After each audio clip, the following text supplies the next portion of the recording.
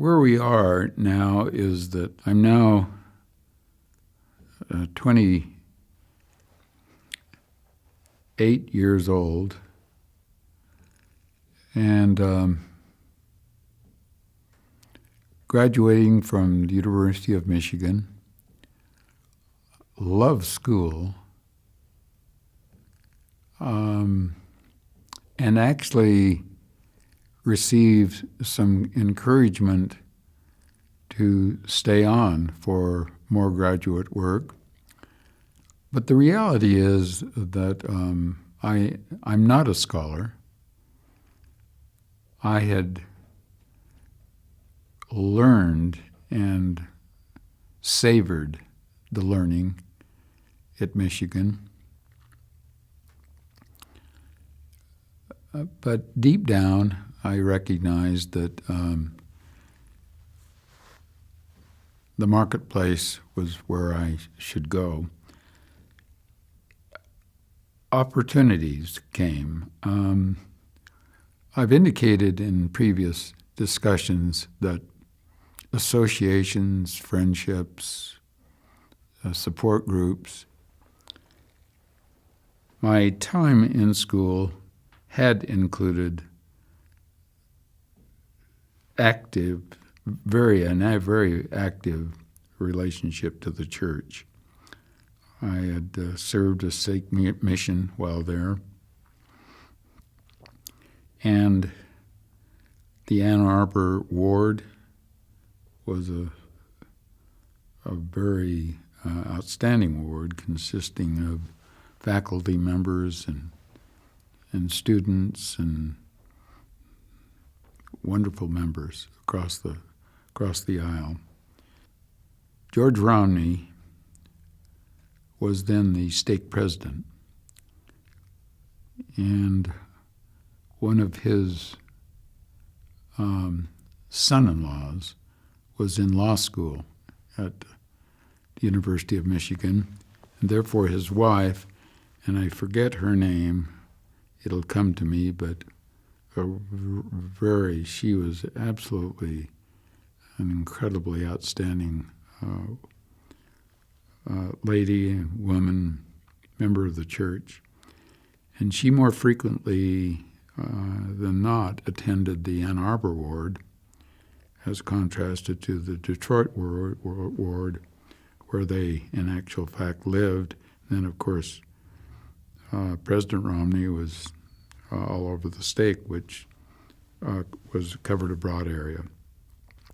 Because of that relationship, they felt very strongly that young, active Mormons should live in the mission field. They had made that decision in living in Michigan. They felt that it was an actual calling to live in the mission field rather than to return to Utah and become a part of the fabric here. And the result is that he lined me up because of his wife with some real opportunities in banking and the automobile industry there. Certainly that was an option. IBM was a company that fascinated me. And many companies like IBM, they accepted the graduate degree, but then they had their own recruiting tests and aptitude appraisals that anyone that they were really interested in had to perform well. So the result, without detailing those opportunities, they left me more confused than secure, because I felt a tremendous compliment in their confidence and wondered as I looked at the opportunities, how do I determine a direction? Who am I in the La Mis incredible song that was sung, Who Am I? So one afternoon, University of Michigan campus, I went off and I sat and I asked that question, basically. Forget opportunity, forget everything except what kind of person are you now at this stage in life, needing to pursue and wanting to pursue and anxious to pursue a career? And I sat on the rock and I wrote it down. I can't remember all of the things now, but one was I said I would like to live where I want to live.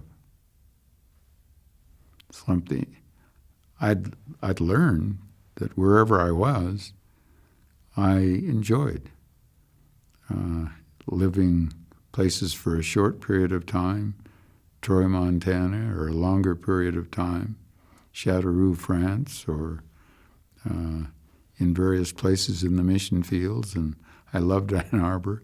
I found that wherever I was, I really enjoyed, but I said, I'd like to make that decision. Wow. What else, Alan? Who are you? I didn't want my progress to be a result of someone else's judgment rather than my own performance. My, what are you saying, Alan? Well, I knew that I could make people irritated. I knew that everyone was not going to agree with me, because certainly my way was not the only way or even the right way. But I sat on that rock, and in addition to deciding that I want to decide where I live, I didn't want my progress or my value in any way in the hands of someone else. Well, by virtue of going through the list, and including in that was I didn't want somebody else deciding what to pay me. So on that rock, I determined and was able to define how independent I chose to be in my inner self, which eliminated Ford Motor Company, banks, industrial opportunities, IBM. It eliminated them. And by virtue of that, by virtue of some classes I had taken in graduate school in regard to the insurance industry, and then the industries were very divided: securities, real estate, insurance. You couldn't be multi-licensed. I don't know, I forget the rules, but usually if you were in insurance, you were in insurance. If you sold securities, you were in securities. And close friendship, meaningful friendship with Hugh Pinnock, who was a very disciplined, directed, competent individual, high achiever. And I decided that I would come back and sell insurance. By virtue of sitting on the rock and accepting absolutely no security other than I was going to work as hard and as efficiently as I possibly could in that industry. That was the process that I went through in deciding on a career path. In 1960 then, so I'm now just turning 29 years old.